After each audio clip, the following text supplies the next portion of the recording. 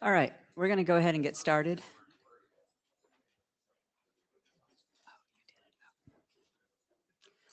Um, so welcome to the Working Group Chairs Forum at IETF 125.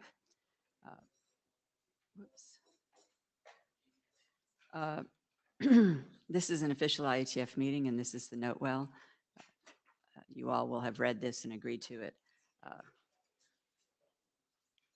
Here's your meeting tips. Here's your resources. This is our agenda for today. The primary piece of work is the antitrust training from Jay. We have a RFC update, RFC Production Center update from Jean, and there's an open mic about potential future topics. So with that, we're going to get to Jay. Yeah, but it's not quite there yet. I mean, but you can do your. Okay. Before I start on the antitrust training, so hello, Jay Daly, IETF Executive Director, for anyone I've not met before. I sent an email out earlier. I just want to go through briefly with you so that you're all up on that one. We've had significant congestion problems on the network. And when we've done the analysis of it, we have the right number of clients on the access points. We have all the right, backhaul and all that kind of stuff. It does genuinely appear to be Wi-Fi congestion. And we are seeing roughly 5 times more personal hotspots than we would normally see. So if you're experiencing problems in a session, that's one of the first things you can do is ask people to turn their Wi-Fi hotspots off. It doesn't matter if they are tethered, that's fine. But the main issue is that because of the density that we do, the access points all do 20 megahertz channels. And when someone's with an access point next to you, they're doing either an 80 meg or 160 meg channel. So they're just splatting the entire thing across. And if you've then got 5 people next to you doing it, it's just the retransmission rate is really very high and stuff. So you might need to manage that during your sessions. The other thing that we sent out about is VPN. So this is, of course, new, where we have a meeting where a large number of participants are using VPNs.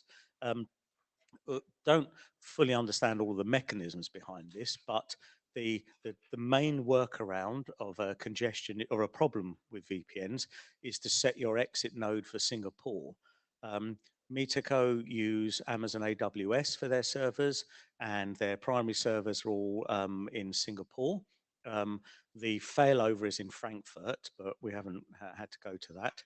So if you can set your exit node there, then that has physics on your side, and hopefully then all of the latency and round trip delays mean that anything you're doing over your VPN should have problems be minimized with Metaco, right? Particularly if you're chairing a session. So any questions on any of those particular 2 things at all? Henk's got one. Sorry. Hi, I'm Henk. Yeah, so I think there might be a reason why there were so many hotspots. And that was the Monday frequency change event in the morning sessions. Yeah. Where everything did not work. Yeah. And then people spin up their 5G. I think that's not to be unexpected. There's no surprise there. No, well, it isn't, but we've done a sort of observational study, and it does generally appear as if people just sitting there and their phones just have that naturally turned on. Oh, okay. So I turned mine on because the on-site Wi-Fi was frequency hopping between 40 and 50. Obviously, that doesn't work. And so, and then I put on my own hotspot, and then I had a working meet echo in the room. Okay. So, so again, that might have been a side effect. Yeah, it might have been. Yeah. Yeah. So to just also, sorry. Also, I'm not entirely sure if the chairs should monitor the access point number in their vicinity. That is what you were suggesting. We should have an eye out for that. But no, I'm saying if in your session you're people are complaining and experiencing issues and things. Then I can explain that to them. Yes, that's right. Then we can put it on the slide. Or whatever. Yeah, if necessary. Yeah. Thank you. So just more details on the Metaco issue on Monday. Sorry, that I can hear myself anyway. There was a configuration issue with Metaco's autoscaler. that it, instead of auto-scaling in Singapore, auto-scaled in Frankfurt and switched half of the people over to Frankfurt, and they weren't able to communicate, and that's what all went wrong. So that was detected and fixed quite early, so we shouldn't get that back, okay? So Mike Jones, I'm just curious, are you going to put the useful information you just told us on the attendee list? So I've sent it to 125 all, Great. so announced it, and it's also on the meeting, one of the web pages about things, yeah. Okay. So I'm going to, oh, and the other thing, if you haven't seen it, is there's a special light show just for the IETF at 8 o'clock tonight, where they will be lighting up all of the buildings in the city centre with music at the Civic Square for 15 minutes, with lights welcoming us to the IETF to Shenzhen and things, okay, if anybody wants to see that. Right. So don't make the plenary run late. Yeah. Yeah, you may have also seen we're going to have security outside the plenary. So that means approximately one person per minute can come through. We start maybe 10 minutes late. Yeah. Okay. So now the bit you've all been waiting for, the antitrust for IETF participants. This presentation that I'm giving is going to be available as an online training course within some weeks of this meeting as well. So those of you that miss it, and then we're going to let it, anybody use and understand it, okay? But I'm going to do it here so we can have more interactive session. You can ask questions about it and things as well. So this is intended to educate IETF participants. It's not legal advice. And that's relatively important for us here. The IETF provides legal advice only to leadership. So actually you can get legal advice as working group chairs, but participants we don't provide legal advice to. So the goals, to understand the fundamentals of antitrust law and to understand antitrust regulators and where their focus is. Then to understand how that then applies to standards development, then to understand how the IETF structure mitigates the risks of antitrust. A lot of thought has been put into the IETF structure over the years from previous IETF Council and current IETF Council to ensure that we are safe from an antitrust perspective, and it's important to explain that. And then to explain some details about that within IETF policies and IETF IPR policies. Then I'm going to provide some practical advice on topics to avoid and why, hopefully in sufficient detail for that to be applicable, but that's the area whereby we might want to have some more conversations. Then I'm going to try to give you an idea of discussions that are not intended to be caught within the antitrust area. When this has been discussed before, people have had significant concerns about any guidance being weaponized to shut down certain types of conversations. And so we're going to try to help you understand, what you can allow, so therefore to prevent weaponization, and then how to escalate concerns. And then some practical advice on how to obtain further advice and support as well, particularly for working group chairs and ADs. So fundamentals of antitrust and competition law. So these laws are intended to ensure that companies that should be competitors basically do not conspire together, and as a result of conspiring, do not harm consumers. Now, that's going to be important because there are two separate bits there. There's the are you conspiring and are you harming consumers by conspiring? And different jurisdictions look at that differently. Okay. In some jurisdictions, it also aims to ensure that companies with market dominance do not abuse their market power to exclude rivals or exploit customers, other than by ordinary fair competition. It also antitrust law allows those directly harmed via violation, which might include competitors, businesses, consumers, to take legal action, civil action, in response to that. And we also have government regulators who can take both civil action and criminal enforcement around that. Now, in the US, and the IETF is a US-based company, we have the treble damages law.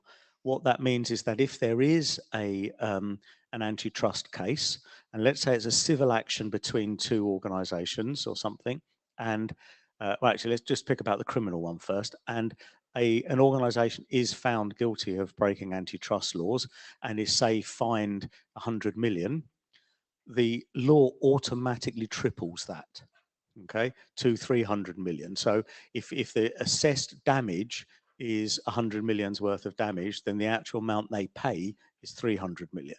Right? So that this is, a very serious thing, antitrust law. So we are, as I said, incorporated in the US, and so we're governed by US law. But as with the US, many other territories, and there's just some to know here that we know about: EU, UK, Canada, China, India, Brazil, Japan, South Korea, and others. They follow this concept of extraterritorial application of competition law. So that means that regulators in those jurisdictions can take actions against any anti-competitive agreement made in that jurisdiction, even if it only applies outside of that jurisdiction. So, no defense, oh, we were just, carving up some African market somewhere, something like that. If you did it in the US, then that's still something there. And it also allows jurisdiction to take action if it has harmful effects in the jurisdiction, even if the actual, the conspiracies part took place outside of that jurisdiction. Okay, so that's the thing about this. It inevitably means we are all tightly bound together. And all of this, there isn't a place we can go and safely say we're safe from this. We have to think about this the whole time.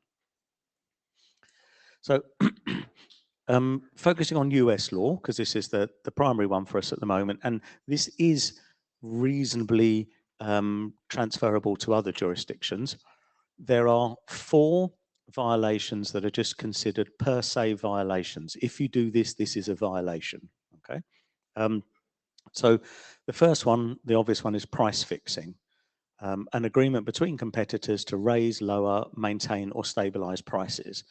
Now, most people understand that is the normal antitrust issue we have to deal with. It's not clearly the most likely one we would deal with here in our context, but that's the obvious one. The next one is bid rigging, a form of price fixing where competitors agree who will bid on certain bids, and those things. So it eliminates competition for those who are issuing the bids. Then we have allocation issues, so market allocation, customer territory allocation. So any agreement amongst competitors to divide a market in some way, or customers or territories, where their agreement is, right, you can go and do that over there and we'll do it over there and we won't get involved in each other's business in that way. That's a per se violation. And then the final one is a group boycott or refusals to deal, an agreement amongst competitors to refuse to deal with a specific supplier, customer, or another competitor. And this one has application for us in the standards process about things, okay? So those are the basic things that we need to worry about. So I'm now going to try to take that and explain that, how that applies to standards development, so you can see this. I'm happy to make this interactive. We all get on here. If anybody wants to just jump up to the microphone, ask a question, just jump up and ask a question. Actually, since you just said that, this is an excellent reminder. Please, everybody jump on Meet Echo. I think there's a number of people here who have not joined the meeting yet. Thank you. So we're a standards development organization, and so that's one of the few places where competitors work together and come together to work. And so this brings with it some inherent risks that you just don't exist otherwise. The first one is that IETF participants violate the law in their direct interactions with each other. And the second one is that somebody with apparent authority, which includes all of you as working group chairs and ADs, violates antitrust or competition law when acting within the scope of your authority. And there are, this is, SDOs are a complex structure, and so much of the understanding around this has been shaped by specific cases and specific examples of law. So I'm going to go through some of those to help you understand those and where that's come from. So this is the first one, the American Society of Mechanical Engineers versus Hydro Level. So employees of a particular boiler manufacturer who are also volunteers on the code compliance committee of this standards body conspired to issue an unofficial interpretation of the safety code that then excluded a competitor's products. The US Supreme Court held that the Standards Development Organization itself, not just the people who did this, could be held liable for this act of its volunteer agents because they were in a position in the organization that allowed them to act with apparent authority, even though the management said we didn't know this was happening. Okay, so that, just to be clear, means that some of you could do something that the IETF could be held liable for without us even knowing that you had done it, right? So we'll just be monitoring all of your computers to ensure, right? So this so this case has placed a significant burden on standards development organizations to ensure due process and neutrality in their activities. Because we can be held liable for this. And so when we get later on, we have a series of rules about things that comes from this, okay? So notable case number 2, Allied Tube and Conduit Corporation versus Indian Head Incorporated. So a manufacturer of steel conduit packed a meeting of the US National Fire Protection Association with paid representatives to vote against the proposal to include plastic conduit manufactured by a competitor in the electrical code. And again, went to court. The US Supreme Court held that their collective effort of that group to exclude a competitor's product from a standard was a restraint of trade under antitrust law. So this, drives towards preventing the manipulation of internal procedures, and it also drives towards fair and independent internal procedures within an SDO that doesn't allow somebody to take this kind of action. So protections, the US antitrust law that has there's an act in the US, the Standards Development Organization Advancement Act, and this mandates that any standards development activity conducted by an SDO is to be judged under something called the rule of reason in law. What that means is that you can't just say, hey, you are price fixing, that's illegal. We have to prove that there was a substantial anti-competitive effect from that, so that it demonstrably resulted in higher prices, for example. And the court must weigh the harm against the pro-competitive benefits. So going back to the bits before, if your process is a clean process, then even then there are certain things that you could do as a standards organization that outside of a standards organization would be automatically illegal, but inside a standards organization are judged on the overall benefits of that, okay, and the overall harm things there, right? And that's quite important because that is what allows standards development organizations to do certain things that, whether intentionally or unintentionally, have an impact on the market. So, some things, though, of the per se offences, so, well, the price fixing one, I was incorrect to my last example. Some of these things are specifically excluded from a standards development activity. Okay, so price fixing cannot happen in a standards development activity. You can't suddenly claim we've got the price fixing working group, and we do that. That's not acceptable, right? But other things are within that. So it's not blanket immunity, but it helps us significantly about those things. Barry. This is Barry Liebes. So basically, we're saying if you have a reasonable argument that that our process led us to a technically better solution, somebody claiming that that solution caused anti-competitive harms to them, we have a defense against that because of the benefit to the standard, Exactly, the yes. quality of the standard. That's right, absolutely, yep. So in order to be considered an SDO, there are some criteria that are set out in the Act and OMB Office of whatever, something, Circular A-119. Those of you who have been reading appeals recently may have come across some of this. Please forget everything you've read. I'm now going to explain it to you. So openness is a criteria. And this is now, I'm going to explain the IETF implementation. This is the things that people have thought about over the years and designed the IETF to comply with. So we are completely open to worldwide participation by anyone. Work is done primarily by publicly accessible mailing lists. All drafts and RSEs are freely available and meetings are open to the public. Okay. Anyone can pay and come and join. So the openness we have, hands down, fantastic. The balance of interest. There's a couple of bits here. First of all, we don't have a pay-to-play membership model that might change the balance of interest. People come here as individuals, not, their employer does not give them any extra weight in the standards process, right? So the interests are balanced in that way. And demonstrably, we can show that we have a wide variety of people from different types of organizations, different industry sectors, and other things that participate. Due process. So this is, we have policy BCPs that explain our process, and adequate notice is given of meetings. Final decisions are made through mailing list things, and we have, and the next bit, a clear appeals process for participants.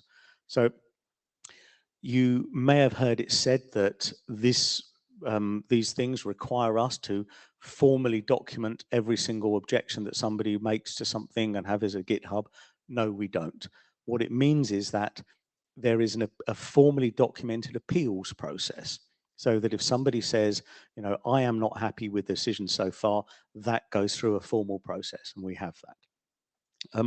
And then the final one, interestingly, is consensus. So that's in the law. And we, of course, make decisions based on rough consensus.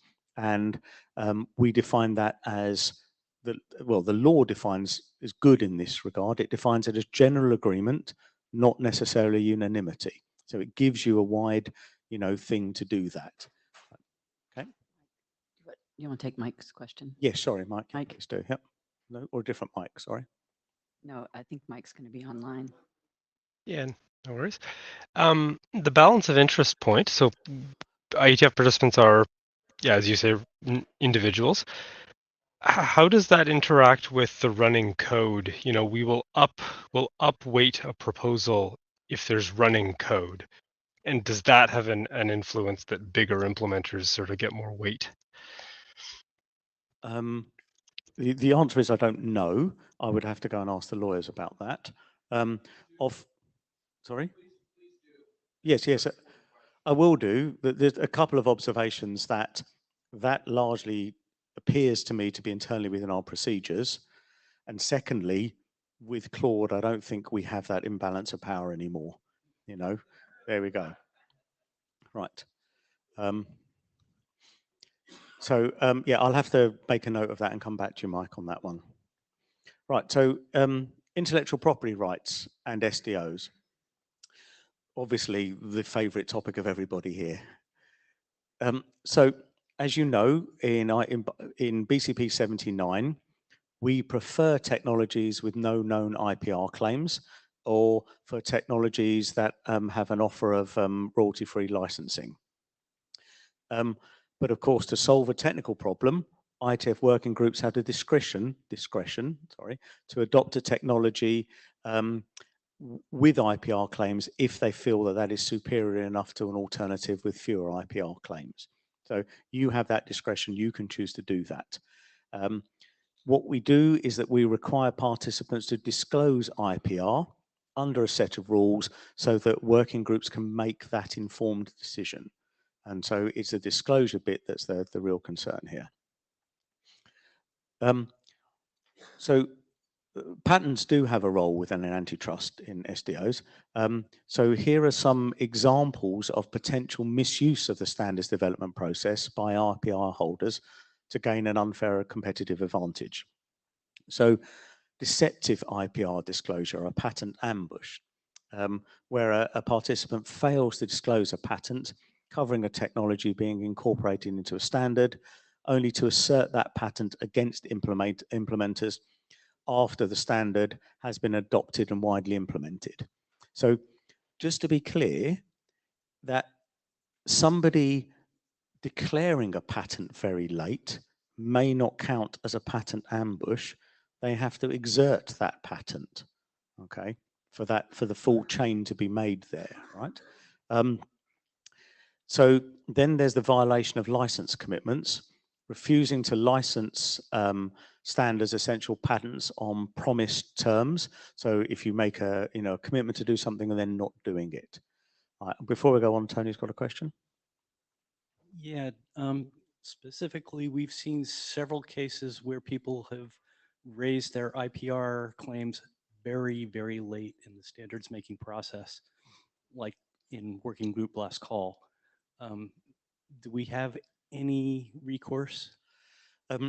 So the answer is yes. I can't remember if it's in this slide or not. You do have recourse. One of the key recourses you have is to restart processes. Okay, so you can go back and say, as a result of this, I want to go back and reconsider the alternative implementations or something like that. So you can do that. You can also restart last call processes and things like that if you want to. So that's one. Go ahead, Tony. Okay, what if things have already progressed and we already have an RFC issued? And so ultimately, the SDO can sanction people for taking that action if it feels that is the case. It can take an exclusionary action around that. It never has done, the IETF, as far as I know. And there is a feeling, I'm not going to, from speaking to our lawyers on it, the advice that I would give is that a relatively high bar is needed for doing that, such as repetitive behavior in that regard, or asserting that patent at the late stage or other things. What I suggest is, what I do recommend, and we do this later, is if this happens to something that you are responsible for and you have a concern, then come to me and I will bring the lawyers in to have a conversation with you about it and go through the details of it and provide you further advice. Okay. We have two broad categories of IPR filings. One is the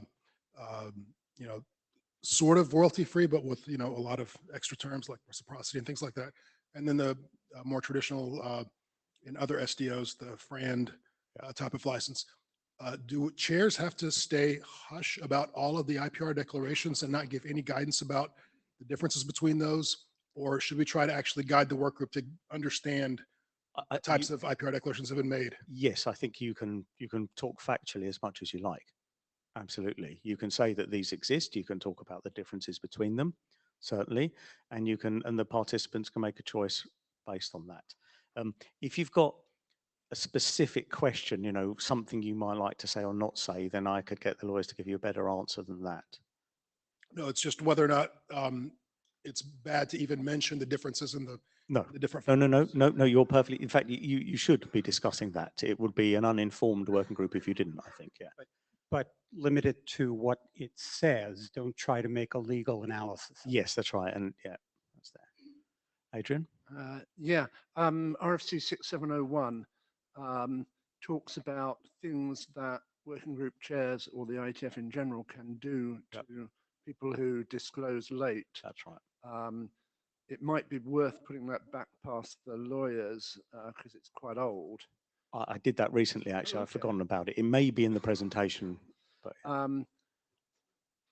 On that, though, I wanted to ask what your opinion is on different applications of that, inconsistent application of that, and what that might be construed to imply about how we feel about late applications and whether we're being biased and so on. so as far as I understand it, the number of applications of that RFC are very, very small in number. So we don't have enough for a consistency issue. If it does look as if that's going to happen, then I would hope that any application of that is something other than just telling somebody off would involve our lawyers, and they would therefore have an oversight across all of it and would be able to advise the IESG if they thought there was a consistency issue. So I do have a kind of weird case. There was a draft submitted with the special provision that it disallows any modifications to the standard. In order to disallow any modifications to the standard, and it is now blocking any development of that particular standard by IETF. So it's frozen in time because that person submitted a draft that has the special provision, the special header in the draft that disallows modification. Is there anything that can be done about this? Because that person is particularly not cooperating. So I'd need to know the details of the draft to ask the lawyers about it. Okay. So I think from memory, I think BCP 78 says that if a working group wishes to adopt that draft, then that has to be removed, that notice. So there are rules about that notice and how progression with that notice in place. But if somebody's not cooperating, and I think it largely depends on what you want to use of what's in that draft. So Okay, yeah, I'll send you. yeah, please send me that. Yeah, very happy to. Hi, it's Peter Thomason. So we're all individuals, and it's still I mean, not only the chairs, and it's still expected to disclose patents probably that the employer might hold. And Yes. I'd like to hear some more about this dichotomy between acting as an individual and so, for example, to what degree does a participant have to know which patents the employer holds? Okay, so I think I do get to that, and I do think that is covered reasonably well in BCP 79, that there are a series of bullet points about what you're expected to be able to know and not know in that regard. Yeah, okay. So the next bit here, though, and this is a general escape clause, the IETF standards are voluntarily adopted. No, we are not the internet police, unfortunately.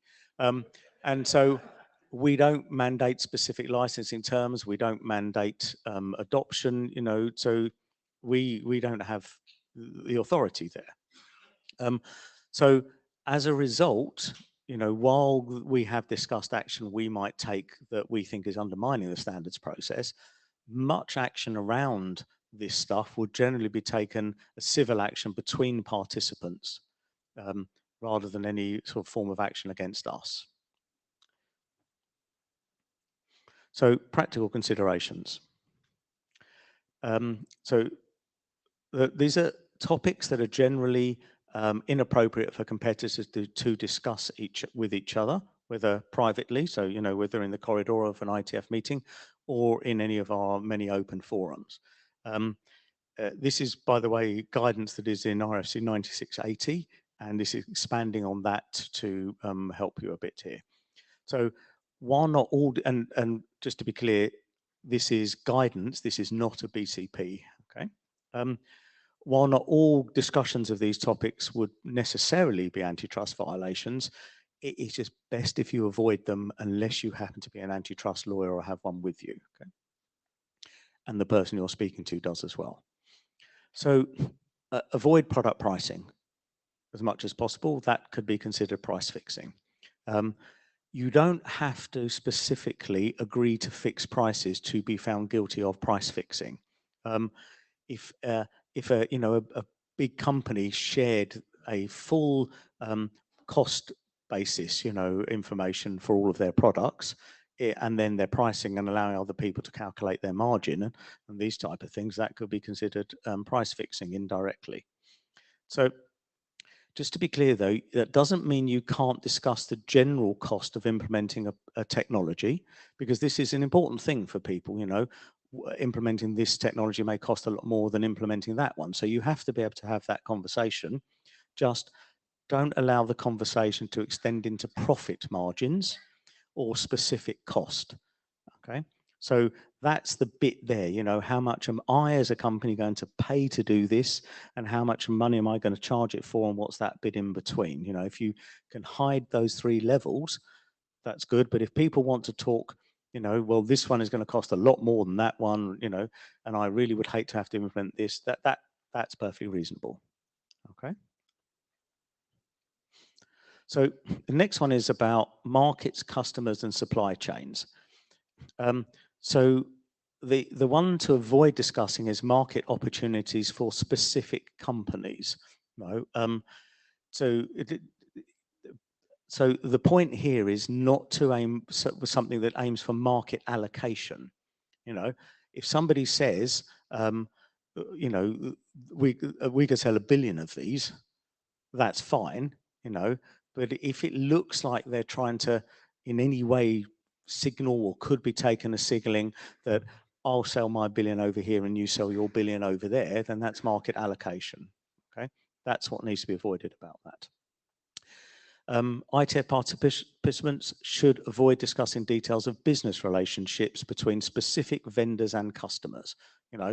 We have these customers, these are just that kind of level of detail not appropriate at a standards development organization.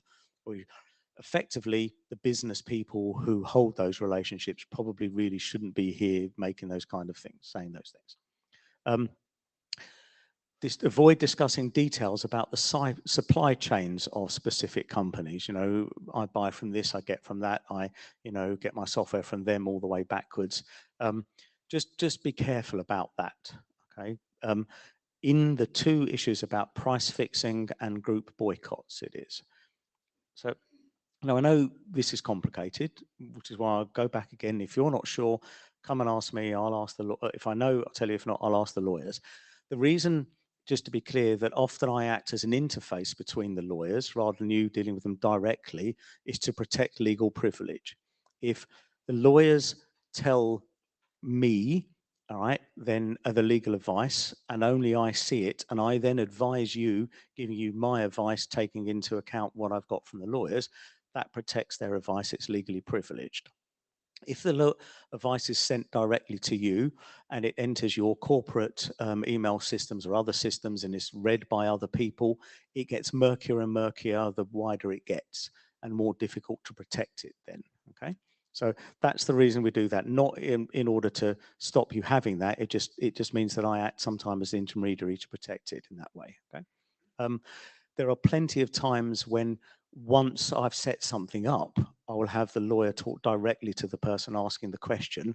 Once we've got the protected channel for the privilege there. Okay. And then finally on this one, any sharing of any competitively sensitive information that can facilitate collusion on prices, costs, or market allocation. Right. So, and competitively sensitive information is generally stuff that is private, that you have not publicly made available.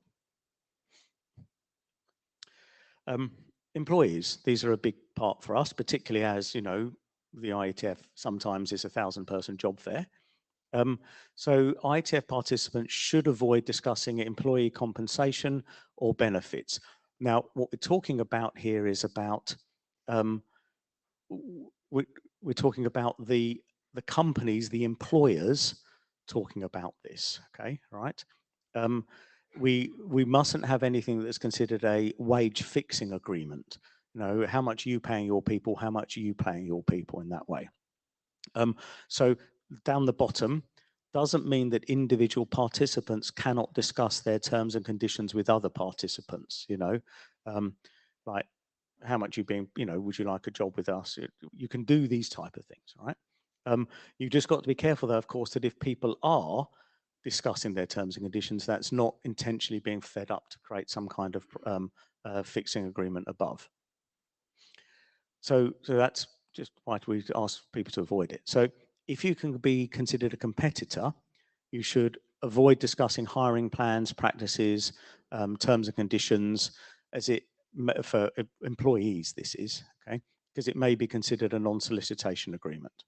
And overall, any information that suppresses competition for labour and therefore harms employees by suppressing wages or limiting job mobility is to be avoided. Gavin? Yeah, thank you. So I had a question about the context in which this advice should be followed. Are we just talking about kind of official IETF proceedings, so working group meetings, or are we just talking about out in the hallway at coffee breaks? Out in the hallway. So it's everywhere. basically any time we're wearing a lanyard. Yeah, so going back to this one here, first bit, whether privately in the corridor of an IETF meeting or in an open forum, if you're in anything that considered an IETF space in that sense, yeah. Thank you. Okay. So what to do if you think there has been a potential violation of antitrust law? Now, this is the advice for participants. I've got more specific advice for leadership, for working group chairs after this. So IETF participants who suspect that a violation of antitrust law has taken place, contact IETF legal counsel at legal@ietf.org. That list goes to our two sets of counsel. We have standards development specific counsel. You may have met Brad, who's come here previously and presented, so his firm does that. And also we have a separate litigation counsel as well who see that list as well. And the other three people in it are me, Greg Wood at the back, who acts as my deputy if I'm not available, and Roman as the IETF chair so that he has visibility of that. So we're the only ones that see that list. Or you can do it via the IETF LLC whistleblower service, and that is only seen by me and Greg. If you think I'm doing something wrong, you have to go direct to my board. Okay. We do not provide legal advice to participants. We recommend that participants get their own legal advice. Working group chairs or others in leadership role, contact me or send it to the legal list. In that way, that effectively just means that our lawyers will read it, better, and then generally let me know and let me respond, or something. Okay, Mallory. Hi. Sorry if I missed this, but does the LLC have insurance to cover lawsuits for this? And if so, who is covered if individuals, and does it extend to chairs? Right. So yes, we do. In fact, we do double thing. Okay. So first of all, we have insurance that protects you, and the other thing is that we indemnify you as well. We are in the process, as in it's in my head but not been done yet, of adding a page to the Working Group Chairs wiki with all of these details. We do occasionally send a note out explaining this to people, but we do that. If you do anything as in an official action, in an official capacity, then we stand by you as strongly as we possibly can in that regard. Yeah. Paul? Paul Hoffman. A few slides back when you were talking about preventing collusion and such like that, or smaller organizations, bigger organizations. One of the things I'm concerned about is in many working groups, and certainly anyone who was in the big fun one, this BOF this morning, know that one of the things that gets said is we don't want to follow the standard that is being proposed or just being done by big organization. We want open and such like that. Is that a problem? Because you have a whole bunch of people saying we want to work together on something, but it is in opposition to something that maybe already exists. It's not a standard per se, but has, a lot of the same facets to it. Because going to this last slide, I would say, my God, there was probably 250 people in the room who might want to report an antitrust thing on themselves. So again, I will double check with the lawyers about that. But as far as I'm reasonably clear on this, no, there's no issue with that at all. That is the whole purpose of standards organizations, is to allow companies to compete interoperability, to have their own, the standards that allow that. Even though it's against possibly one other company? Well, putting it in that terminology, I don't think particularly helps. That No, company, but I mean, you know, that's yeah. what came up. is Yeah, what I'm yeah, saying. Okay. absolutely, yeah. Okay, great, thanks. Okay, we are almost there. Or are we there? No, we are there. That's it, is it? Yes, that's the final slide then. So that's the special advice for working group chairs. You know, any issues, either to that list or to me, and we'll provide you the thing. And there will be this document on the page soon with the details about insurance and indemnity, just really for you to feel better about it, not really to give you the actual, documents about it. Okay. Barry. As we get started on the Q&A, if we could be super concise, because Yes. we do have another presentation. Okay. Thanks. Can you flip back to page 14, I think, on your unnumbered slides? I can see a number down the bottom. Well, that's, yeah, by Medeco. But anyway, so back one more then. There we go, balance of interest. So this is Barry Lee, but my question has to do with whether you participate as an individual, to what extent that helps us and to what extent that possibly hurts us in the balance of interest area. On the one hand, if I work for Acme Metals and I come in and do something, I'm not representing Acme Metals. But on the other hand, if we're in a working group where 100 participants happen to work for Acme Metals but are individuals and all present the same argument, yep. Couldn't somebody claim that we were, without officially saying this, all representing Acme Metals, where if we were an organization where Acme Metals got one vote, that wouldn't be an issue? So ultimately, the discussions I had about this is because we do community last call at the end of it, that we do not have a community that anybody can game in that size. All right. So while there could be a problem with working group last call through that, the community last call should act as the real issue, a blockage of that. Janislav. Drafts or, well, standards co-authored by competitors. On one hand, I know that in some working groups, when you have a proposal that somebody co-authors with their competitor, that actually carries more weight, because if two competing organizations want to do something that actually might make more technological sense for the broader internet than somebody doing that on their own. On the other hand, yes, there are considerations in terms of, are they creating any barriers against competitor 3 and 4? So if there is a proposal that is co-authored by competitors, does that require any additional review to make sure that it's not limiting, not creating those anti-competitive barriers, or is it should be a concern of their employers? Yes, it should be a concern of their employers. That's all. It should be straightforward for us in that regard. In fact, the only way I can see that that matters is if you are considering the likelihood of this standard being deployed, then that's a useful fact to have in that regard. Thank you. Thanks. I think this one's quick. But for the record, any difference between IETF and IRTF on this? The IETF doesn't publish standards.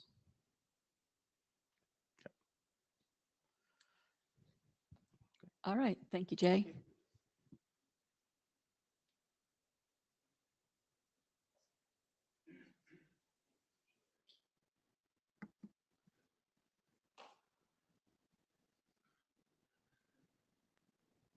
That's right. Hold on 1 sec.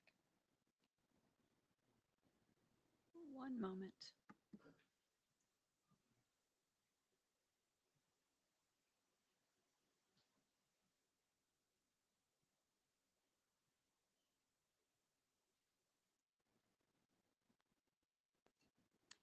All right, Jane.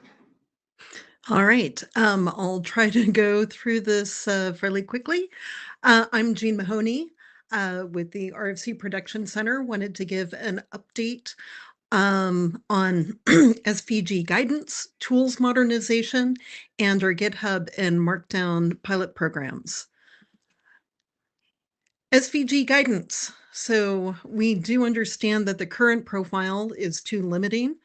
recently published was RFC 9896, SVGs and RFCs, which provides policy requirements and removes requirements regarding specific SVG profiles and implementations. So the RPC is responsible for decisions about SVG tooling and implementation. We are paying attention to your feedback and we're working on providing updated guidance.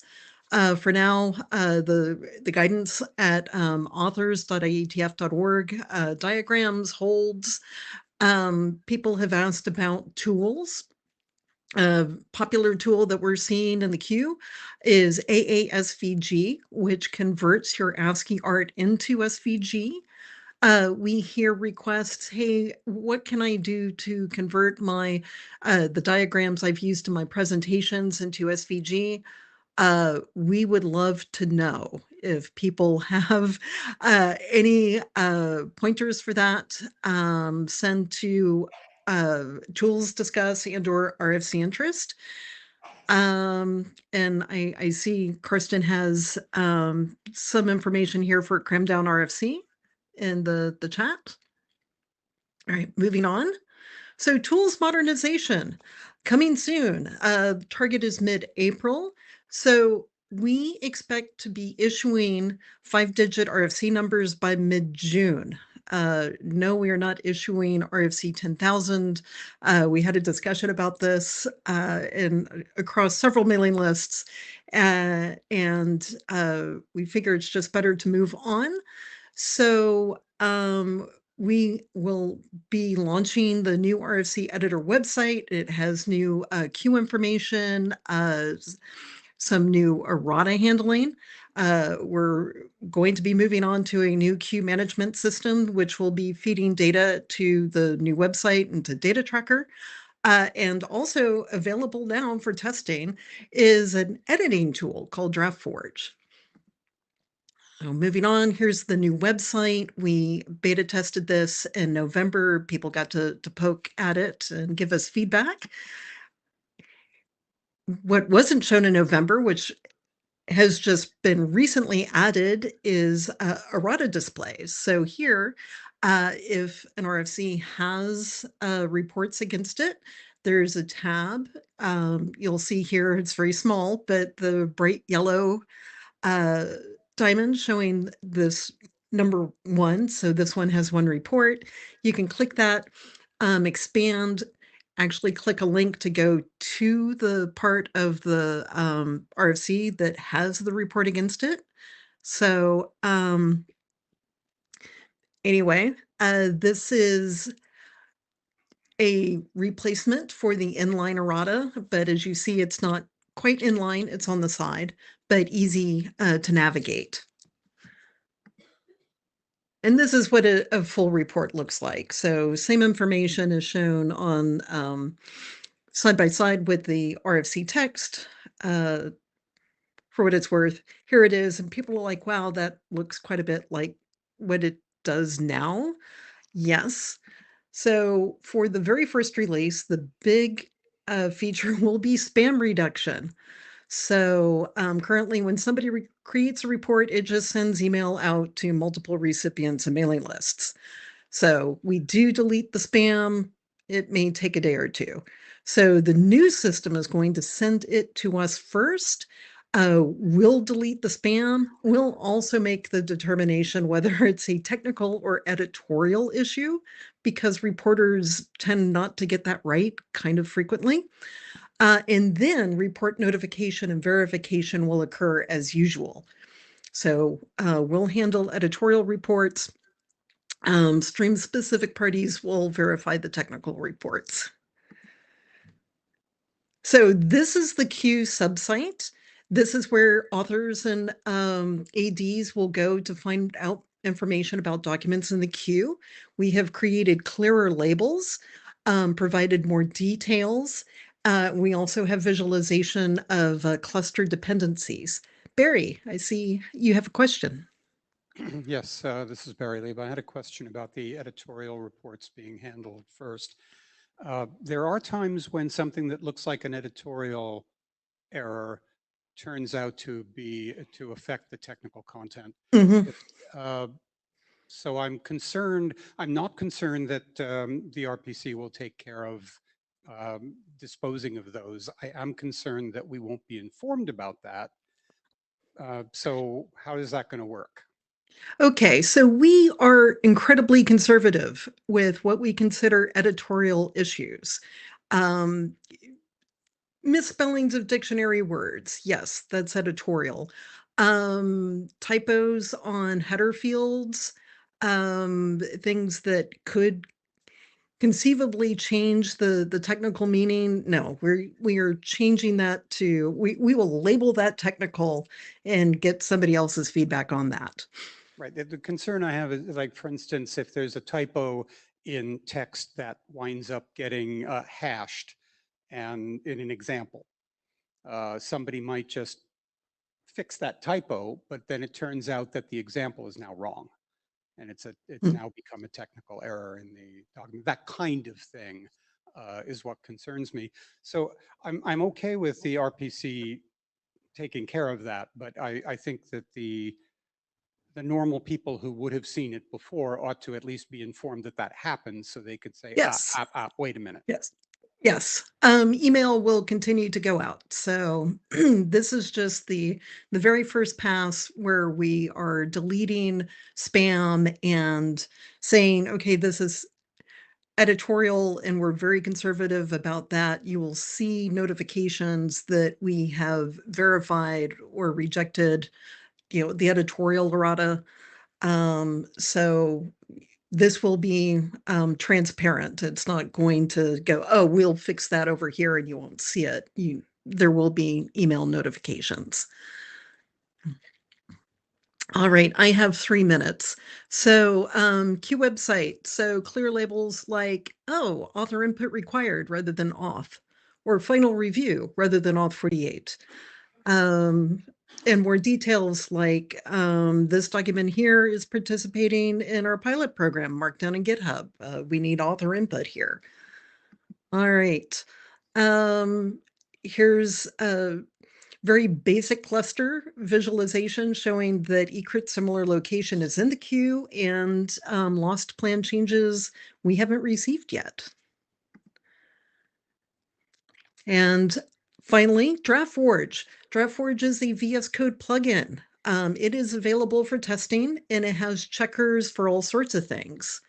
It will also do a split screen. So as you're editing the XML, you can see the HTML output on the side. Here is a screenshot showing its analysis of the use of abbreviations in a document, highlighting things that have been expanded correctly, highlighting things that have not been expanded. So that's just an example of one of the checkers that is available to authors. Oh.